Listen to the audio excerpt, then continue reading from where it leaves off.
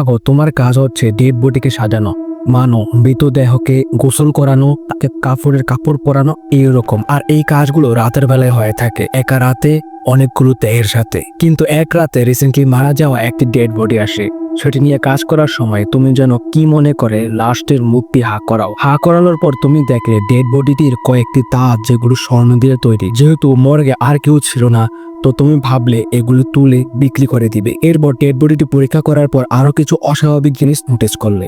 মনে হলো তার গলার ভিতরে কিছু একটা আটকে আছে।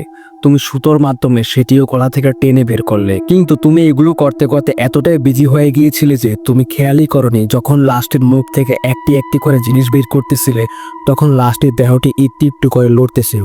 তুমি তখন খেয়াল করলে যখন লাস্টের শীতল হাত তোমার কোমরে লাগে। এটি একটি শর্ট ফিল্ম যার নাম হচ্ছে দ্য গোস্ট। তোমরা এটি ইউটিউব চ্যানেলে পেয়ে যাবে। এই শর্ট ফিল্মটি গুজবাম্প দেওয়ার মতো।